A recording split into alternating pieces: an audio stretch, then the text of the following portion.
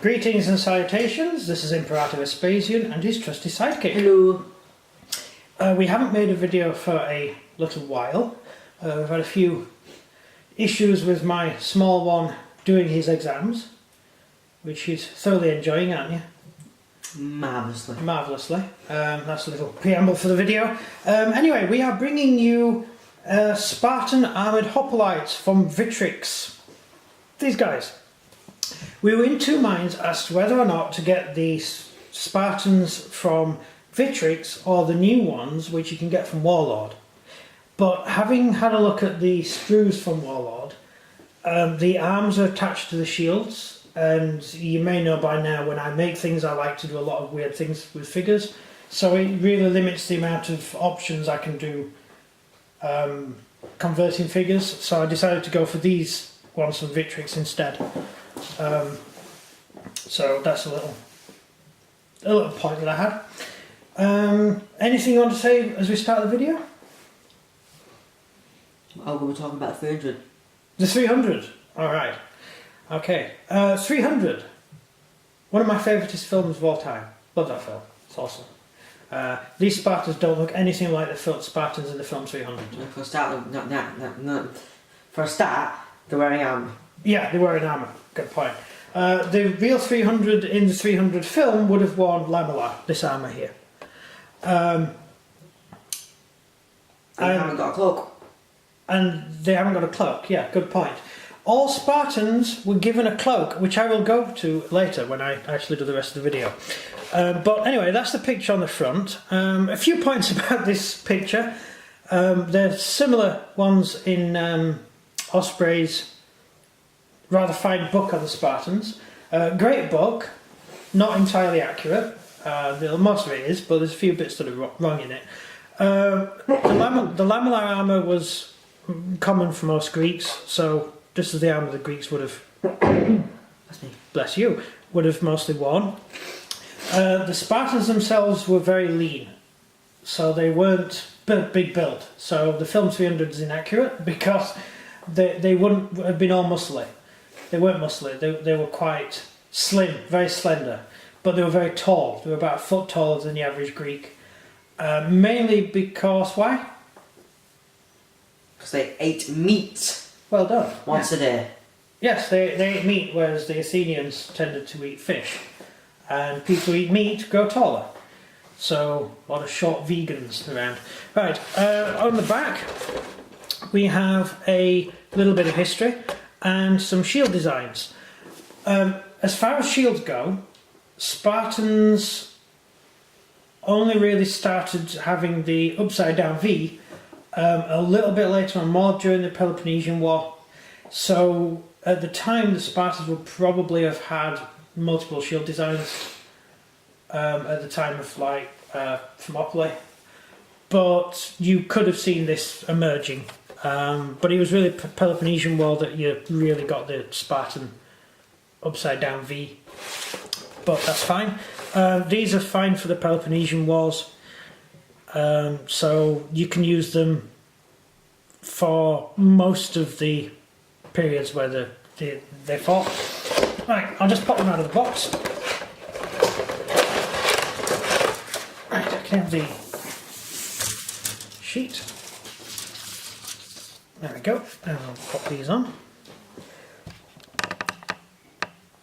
So here we have the Sprues. What do you think of them? Good? Yeah. Yeah. As with all Victrix, you get two sets of identical figures. 8 figures in total. You have some sheets that go on the front of the shield, usually worn by the front rank. It's to stop blades, arrows and things going into your feet. It's to guard the bottom of the shield. Then you've got 2 sets of shields, all identical. And then we get onto the helmets. These helmets are really not the helmets I would have expected to get in a box of Spartans. These helmets, it's in the same shape as the Greek hat, a hat that was commonly worn in Greece. And it's the same helmet on the box art. Let me just go back to the box art there. This helmet here, that started to come in. You would have had a few of these around the time of Thermopylae. As it moved into the as it moved into the Peloponnesian War, the Spartans started wearing these helmets a lot more often. But mostly Spartans would have been in the Corinthian helmet, which is this helmet here with that speak through and the eyes. But the Spartans used to have an open ear, so they would open the side of the helmet would be open, so you could hear commands. But the ear would generally be protected. It would be protected other than the ear. This helmet did come in for a short period, about a 30-year gap period where the Spartans did start to wear this helmet, and it would appear that during the Peloponnesian Wars it may have become a standard issue helmet, but it didn't last very long, and then they stopped using it, and mostly they would have been in the Corinthian helmet. Certainly the troops in the front would have been in the Corinthian helmet. Yeah, so that's the helmet. We'll go back down. Right, the swords you get in the pack, which are these, they're the sheathed versions, and these are the swords out. The Spartans didn't use the long sword, they liked the short sword. They would go in for a much shorter blade because it suited their style of combat a lot better. The Athenians would go in for the long sword. Long sword by those standards, the olden day standards. That sword there is more what the Athenians would wear. Next thing, spear. That's the spear they used. It had a blade on both sides. The bottom blade is called a lizard killer because you would push it into the ground, therefore killing a lizard, to brace your spear against whatever was coming at you. And then the long pointed tapered front spear, which would be to penetrate this kind of really rubbish armour that people tended to wear back then. It would probably even go through lamella if you gave enough force behind it. Then again, you would have to get through a shield, and you're not going to get through a shield with it. Then we have where are we? We've got the officer there has a Corinthian helmet, and then you've got these. I'm not going to be using these helmets. I'm going to be using the Corinthian version, so I'm going to be using the spare Corinthian helmets that I've got left over, mainly for the Spartans, because that's sort of the period we're doing. Have I missed anything? You get 8 men per sprue. Yes. And each man gets one shield? Yeah, everyone gets a shield. Oh yeah, and the thing they got wrong is the Spartans' hair. It was plated? Yeah, and dreadlocks. Yeah, dreadlocks. Yeah. Because it can get grabbed by the enemy, or it could get caught in weapons and shit. Yeah, soldiers don't have long hair. Professional soldiers like Spartans would never have long hair. The Athenians actually had very, very short hair. Probably because they were sailors and they want to get it trapped in oars or whatever they do. But the Spartans depicted here as having long hair. If you look, you've got all these extra bits of hair you can add on to give them long hair. That's really misquoting Herodotus. The Spartans didn't have, again back to the box art, the Spartans here have long hair here. No, they didn't. The Spartans had sort of down to the shoulder length hair, but when they were going to fight, they would plait their hair into dreadlocks. Oh, sorry, I forgot. Dreadlocks are only an African thing, aren't they? Sorry, that never happened. Okay. Who cares? No, they were in dreadlocks. So you would not have Spartans with the long hair. So this here is well, it may look good, but it's useless. It's not realistic. It would go your way. Yes, it would. Would that go all around in your helmet? You would probably go blind somewhere. Yeah, but Herodotus has quotes Persian scout who was sent to look at the Spartans during the Battle of Thermopylae, and he saw the Spartans combing their long hair. So that's where that idea comes from, mostly. There's not really much else to back it up. Then we've got the cloak. Sorry, here's the cloak. I meant to mention that. You only get 1 cloak per sprue, which means in total you get 5 cloaks. All Spartans had a red cloak. All Spartans. You were issued with 1 red cloak per year in the Spartan military. Sparta was a army that owned a country, rather than a lot of people who lived in a country and had an army. Sparta was based entirely on the military. Lacedonia, which is where the Spartans lived, had 2 classes of people. It had the Helots, who were sort of basically a slave race, and Spartans. And Spartans couldn't own property, everything was owned by the state. So a Spartan was given a house, a farm, or a house to live in, and Helots would work for them and make stuff, do pottery, make weapons, till the land, grow animals. Spartans did none of that. All Spartans did was fight. They were simply soldiers, nothing else. And the Helots did all the work. So that's interesting. Yeah. Anything to add? Right. As for putting them together, well, I have made a few figures up so far. I haven't got them here to show you, but they seem to fit together quite well. As with all Victrix, there's usually a little bit of a problem getting the thing to stay on when you're gluing it. But I found that with a lot of Victrix stuff. I don't know if it's the type of plastic they use, but it's easy to get past. Big thing about the shields is I really like the fact that you have the shields separate and you don't have an arm attached to it. These are the hand braces for the arm, and you stick it on the shield. When you put it on, I'll just snap this off. I should really do it with pliers, but if you look, you should put it, you should put it, if I can get it right, it's very hard to do it at this angle, you should put it like that, because the centre part of the shield should be on near the elbow, just in front of the elbow, and the hand was at the edge of the shield, holding the edge of the shield. That enabled the Spartans, or any Greeks, to use the shield much easier than having a shield actually mounted on your arm. They had a lot more dexterity with the shield, so they could open the shield up, stab forwards, and then close the shield. You can't do that if you have a shield, if you're holding the shield by the middle.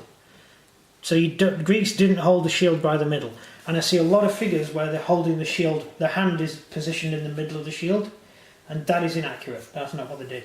Another reason why I picked these figures. So, anything to add on? Don't think so. No? Questions? The helmets, actually, yeah. Yeah. I've never seen these helmets before. I've only ever seen these helmets. Yeah, well, this is a Corinthian helmet. This is the standard Greek helmet that we've come to recognise Greeks as.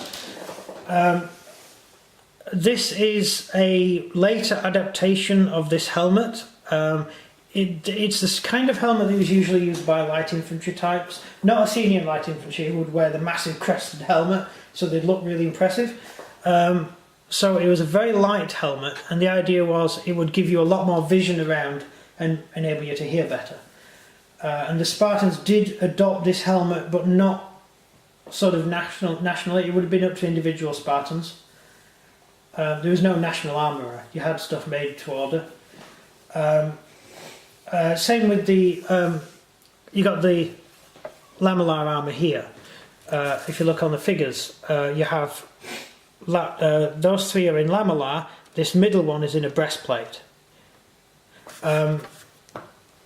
The breastplate was used by Greeks, but it was individual, whether or not they wanted to use it or not. And the earlier one, about the time of the Battle of Thermopylae, the breastplate wouldn't have had ribs on it. You see, you've got a fake chest, like with abs and stuff here. They didn't have that. So by the time of Thermopylae, this would have been basically a blank sheet of bronze. Sometimes with paint on it, but it wouldn't be with sort of pecs on it. That was a little bit later when the pecs came in. So by the Peloponnesian War, you would have had pecs on the chest plate, but even then they weren't very well used. Mostly people preferred lamellar because it was lighter and you could move easier in it. This stuff here is a lot easier to move in. You've got a lot more you can move your body better in it. The armour moves with your body as you move, so you're not limited. I mean, that looks quite bulky, so that doesn't look very good. And also he looks a little bit overweight. No Spartans were ever overweight, so this guy, even he's a little bit too big to be a Spartan in the waist. Spartans were very slim, very athletic, very fit and healthy. The Athenian, yeah, you'd probably look like this as an Athenian. You'd probably have a little bit of a paunch if you're an Athenian, to be honest, because they used to like their food. And their politics. And their politics, yeah. Certainly politicians would have grown in size if you hung around Athens. Although you were just as likely to get punched in the face if you were a politician. Athenian democracy was literal. Everyone had the right to speak, even slaves. So slaves could badmouth their masters and there's nothing the master could do about it because everyone had free speech. You could do nothing to stop people saying what they wanted, which caused arguments and screaming matches all the time. So quite likely while you're wandering through the streets of Athens, you have people screaming at each other because they disagree with something someone said. So everyone had free speech. In Sparta, I don't think you really had free speech, not if you were a helot. If you were a helot, a non-Spartan, living as a slave in Sparta, you would have you got paid well. Had no right. Yes, you were the only one allowed to own things. Yeah. Spartans couldn't own anything. Yes, we're complaining about that. Yeah, so only helots could own property, only helots could, but they couldn't vote. They could own property, they could run businesses, they could make money, they could be merchants. What? Vote for what? What do they have to vote on? I don't know what they vote on. Vote on what? I don't know. No, they certainly couldn't choose the king. Exactly. They didn't have that kind of system. No, not the Spartans. Vote on who gets the bread next. It's funny, the Spartans became famous for defending, from the beginnings of Western civilization, the idea of men being free, not living under tyrants. The idea that men could choose their leaders. And that's what they fought for. That's what the Athenians are fighting for. And the Spartans helped the Athenians fight. But the Athenians had no freedom. The Athenians was Sparta was an extremely oppressive regime. They had the Kontos, who were the secret service, who would sneak up and murder helots who they believe were plotting against the Spartan regime.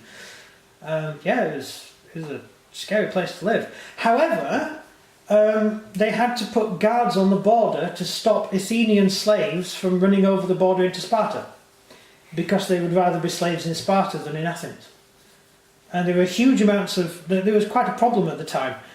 Huge amounts of Athenians would try and cross the border to be slaves in Sparta, which was embarrassing for the Athenian state, because they had this wonderful new state with democracy and everything, and people were trying to leave it because they didn't want to live under it. Anything to add after that? Flutes. You get a flute in this. Funnily enough, you don't get a soldier without armour to have the flute. The fluter would not have armour, usually. What did a flute person do?